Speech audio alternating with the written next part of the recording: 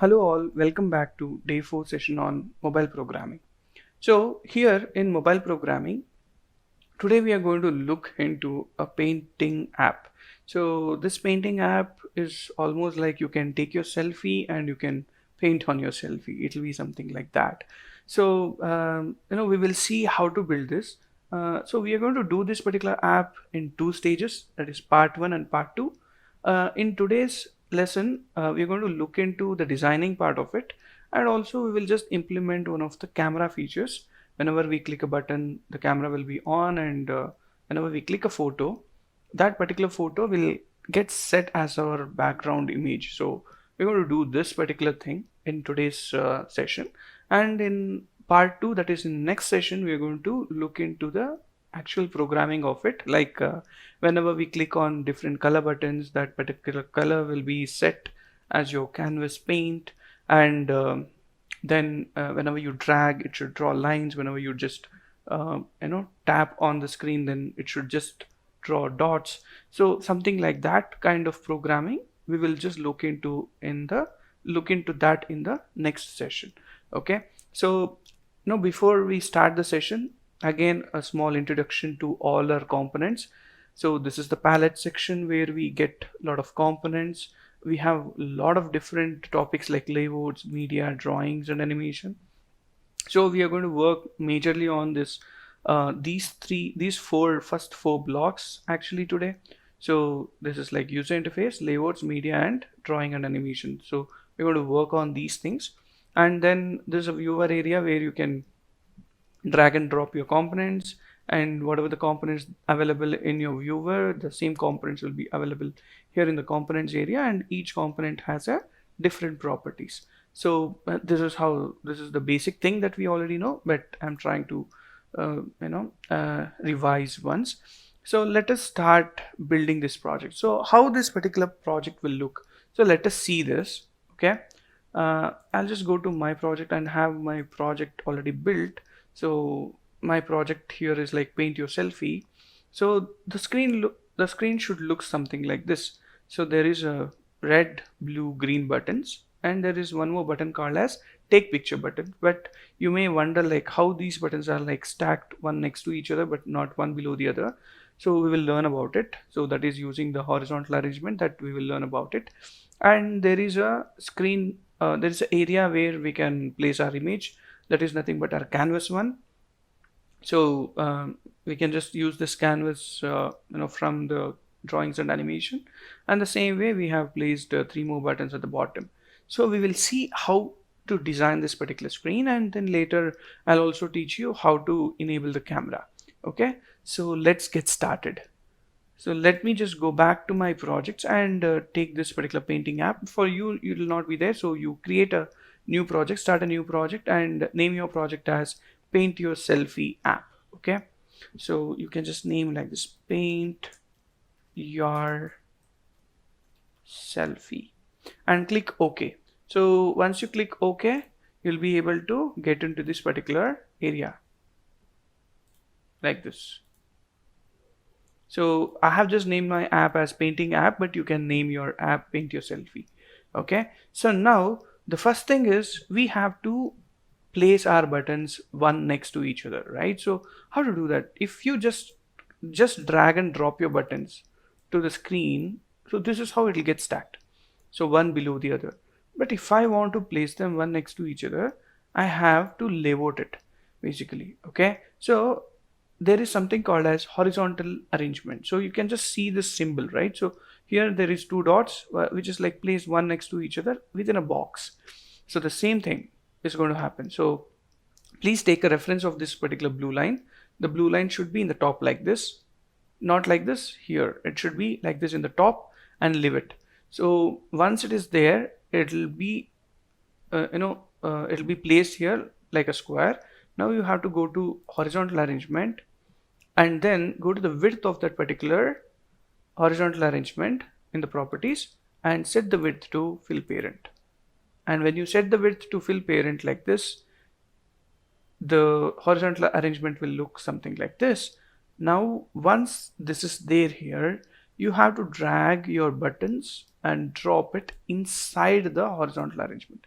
And can you see it here in the components area, the file structure, how it is? So it is under this horizontal arrangement, but button 3 is not under horizontal arrangement. So if I just drag and drop it, now you can see that got shifted under this horizontal arrangement. That means all these buttons are inside the horizontal arrangement like this. So once you put all these buttons inside, so you'll be able to see the buttons that is placed one next to each other. So now the first thing that I'll do is I'll rename the button to red. Okay. So after I rename the button to red, I'll also change the text for that particular button to red here like this, so that I can identify that particular color.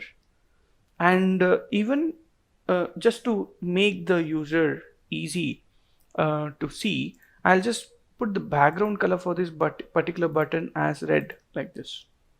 And I will also make the font bold, something like this. So I'll just rename this red as red button. Okay, so that when I'm coding during the blocks, right, at that time I can understand this is a red button, this is a blue button, something like that. So now the next button is blue button.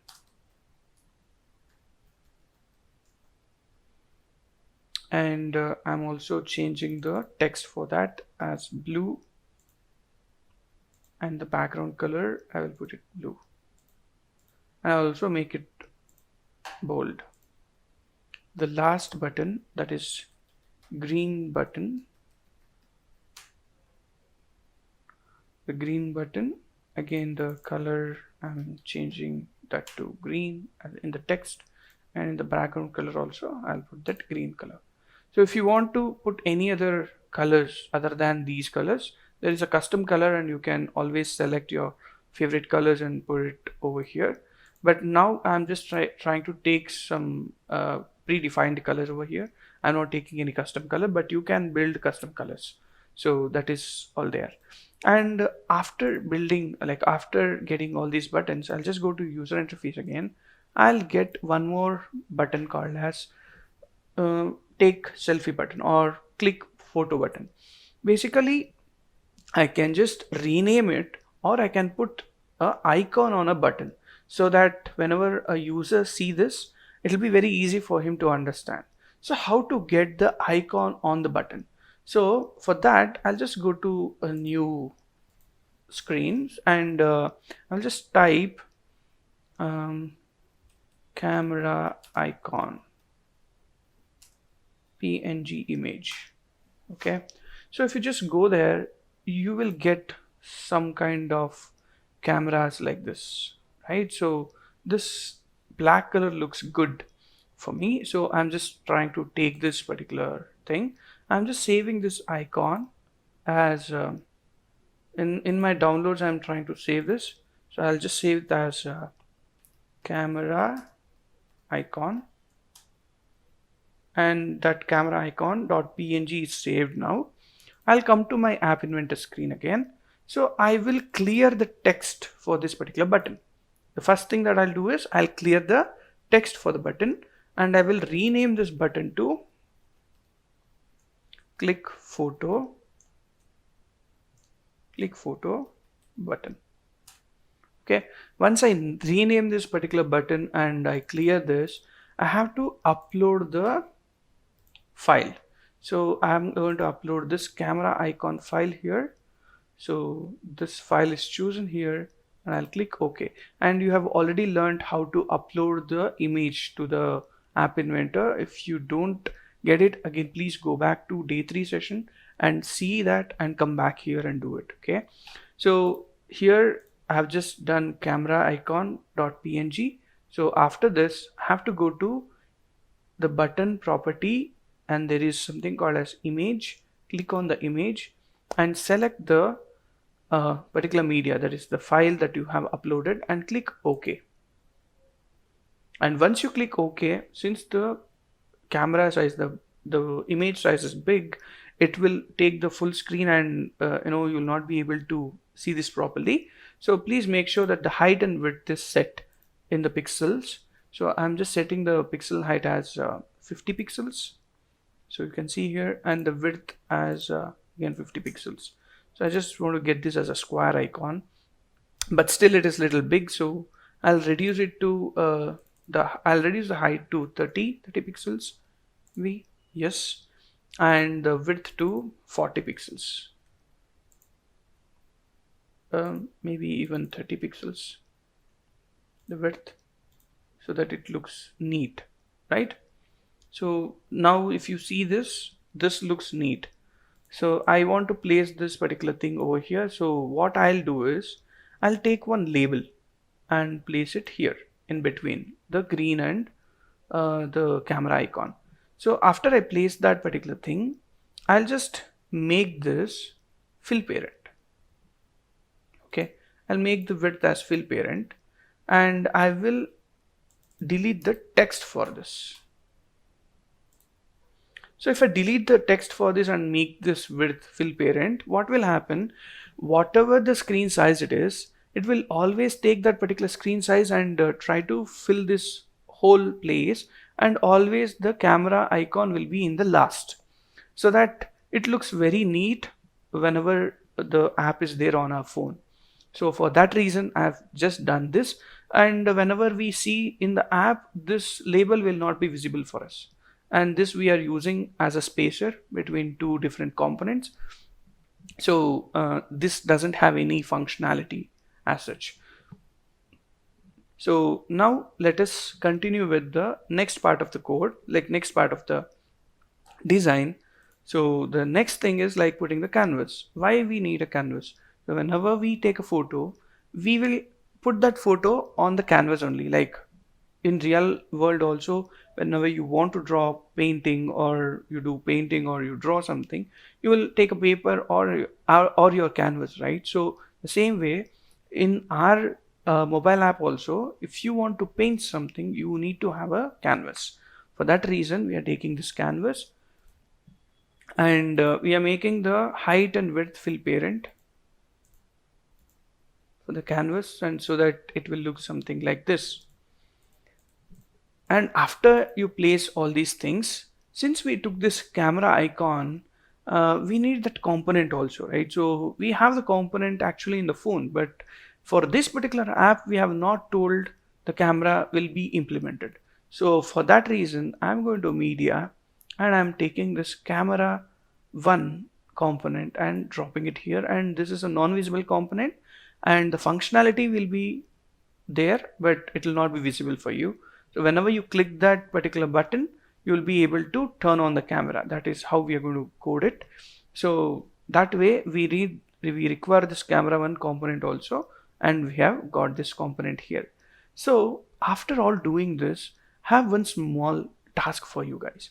So what is this task is, you have to add three more buttons in the bottom, like how we have placed red, green, blue. Same way you have to place three more buttons horizontally at the bottom, and that three buttons should be named as big, small, and delete. So this is your task. Please pause the video and complete the task and get back to this.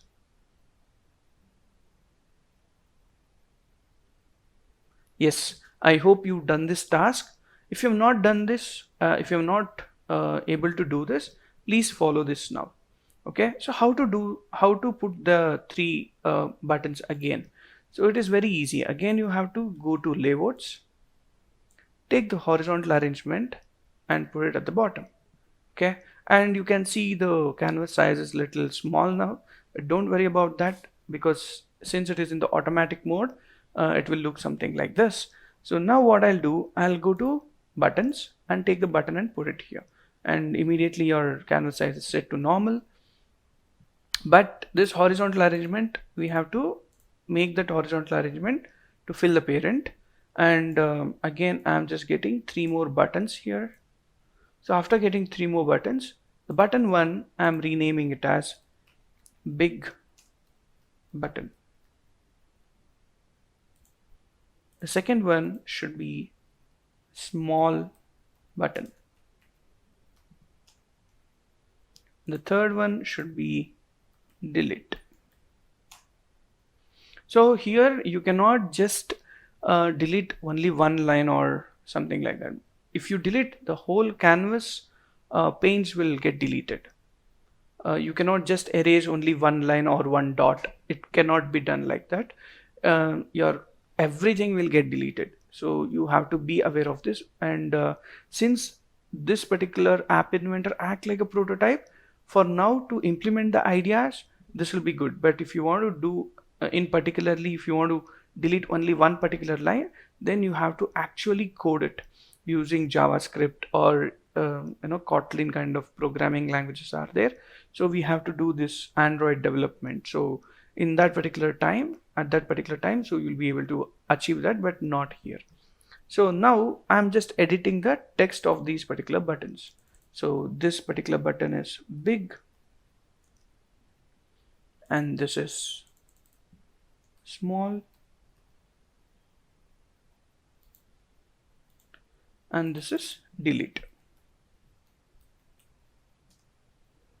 Now you can see this big, small, delete. All these buttons has different sizes, like the width wise it is different, right? So how to make the width common? So it is very difficult for us to manually do it, but there is a trick for it. So what you can do, you can click on big button, go to the width, fill parent. Now it looks very big, right? So what you can do, again the same thing you can do for small also. With the width as fill parent, you can see almost these two things are same now. So for the delete also you can just put fill parent, the width as fill parent. So now irrespective of the buttons, all the buttons are of same size. It is equally spaced in that particular screen. So if your screen size is big, the button sizes will also increase. If it is small, the button sizes will also decrease, because this fill parent is like a universal thing. So for whatever the screen that you take, it will take that particular size. So for that reason, fill parent is like very important to achieve this particular output. I hope you designed this screen, and you can also add few more colors to it. Instead of renaming it to red, blue, green here, that's editing the text. So you can even just put it blank and only put some background colors, so that the user will be able to understand these are the color palettes and have to click it. So that in that way also you can put more colors and you can achieve the output. That is also possible. So but by default you just do this particular code, you try to do this design, and then later you can implement that particular features, adding more colors or adding different things. And you may wonder what is this big, small and delete. So delete, I already told you the functionality of it. So it will delete all the drawings that we do. But big and small is nothing but your brush size. So or you can also call it as a pen size. So you can, if it is a big pen, so it will draw thick. If it is small, then it will draw thin. So to set the pen size, we are taking this big and small. But again, big, small, delete, red, blue, green. So all these buttons, we will program it in the next class. But in this session, we're going to look at the take photo button. So how to program this take photo button and click a picture. So let us see this. I'll just go to blocks. Okay. In this blocks, I have this camera one, and at the same time I have this click photo button. So I'll just take this click photo button. So when I click the photo, right, what exactly should happen is I have to call this camera one to take picture. Okay. So when I click this particular button, I have to call the camera one to take a picture. So it will take picture. So after taking a picture, what will happen? So it cannot just immediately give you the picture. It will store it somewhere. But if it is storing somewhere, I have to get that picture and display it, right? So for that, what I will do, I'll go to the camera one, and I have this block called as when camera one after picture. Okay. So this when camera one after picture, it will store that particular image in this variable called as image. So now how to set that to a canvas. Let us see how to set that to a canvas. I have to go to canvas 1 and just scroll down a little where you will get something called as set canvas 1 background image to camera.io, because I have some media with me, so that's why it is showing me that. But you need not to worry. So you can delete this particular block and just take only this set canvas 1 background image. So I have to set my canvas 1 background image to the image that I've captured. So where will be that image? That image will be stored here in this particular variable called as image, and I will just hover my mouse pointer. So I'll get this particular drop down. So I'll get this image and put it here. So once I do this, I'll be able to, take the picture of an image and then get that on my canvas. So let us scan this app and see the output, how it is done.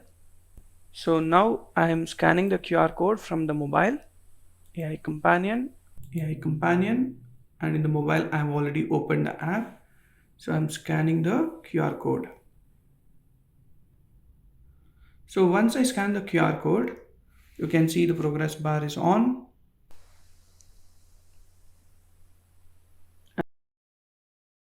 And slowly I'll get my app on my screen.